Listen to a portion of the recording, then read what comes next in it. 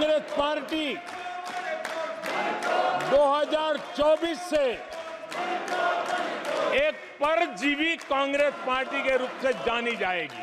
परजीवी वो होता है जो जिस शरीर पर उस शरीर के साथ रहता है, ये परजीवी उसी को ही खाता है। कांग्रेस भी जिस पार्टी के साथ गठबंधन करती है, उसी के वोट खा जाती है। अपनी सहयोगी पार्टी की कीमत पर वो फलती फूलती है। जहां कांग्रेस मेजर पार्टी थी और साथी के पास 1, 2, 3 सीटें थी,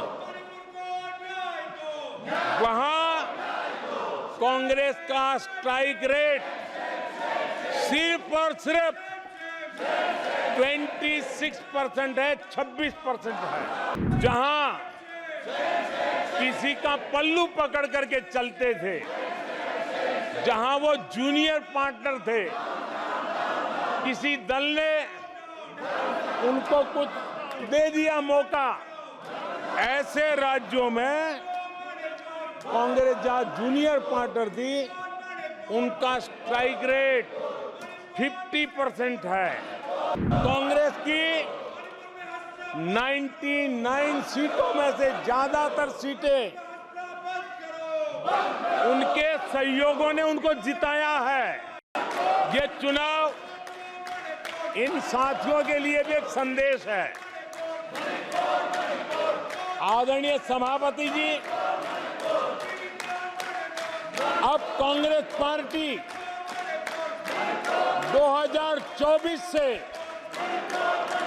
एक परजीवी कांग्रेस पार्टी के रूप से जानी जाएगी।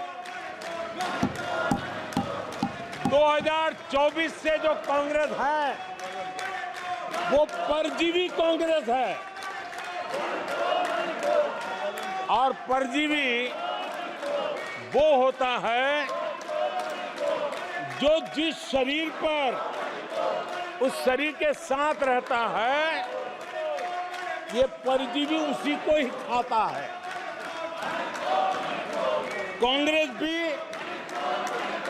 जिस पार्टी के साथ गठबंधन करती है, उसी के वोट खा जाती है और अपनी सहयोगी पार्टी की कीमत पर वो फलती फूलती है। और इसलिए कांग्रेस परजीवी कांग्रेस बन चुकी है। मैं जब परजीवी कह रहा हूं तो तथ्यों के आधार पर कह रहा हूं।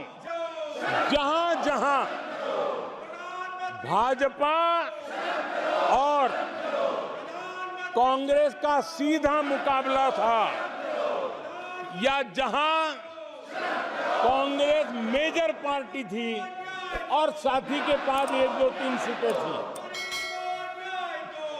वहां कांग्रेस का स्ट्राइक रेट सिर्फ और सिर्फ 26% है, 26% है। लेकिन जहां किसी का पल्लू पकड़ करके चलते थे, जहां वो जूनियर पार्टनर थे, किसी दल ने उनको कुछ दे दिया मौका, ऐसे राज्यों में कांग्रेस जहां जूनियर पार्टनर थी, उनका स्ट्राइक रेट 50% है। और कांग्रेस की 99 सीटों में से ज्यादातर सीटें उनके सहयोगियों ने उनको जिताया है। और इसलिए मैं कहता हूं ये परजीवी कांग्रेस है। 16 राज्यों में जहां कांग्रेस अकेले लड़ी, वहां उसका वोट शेयर इस चुनाव में गिर चुका है। गुजरात, छत्तीसगढ़ और मध्य प्रदेश, इन 3 राज्यों में जहां कांग्रेस अपने दम पर लड़ी और 64 में से 64 में से सिर्फ 2 सीट जीत पाई है, 64 में से 2। इसका साफ मतलब है कि इस चुनाव में कांग्रेस पूरी तरह परजीवी बन चुकी और अपने सहयोगी दलों के कंधे पर उन्होंने चढ़ करके ये सीटों का आंकड़ा बढ़ाया है।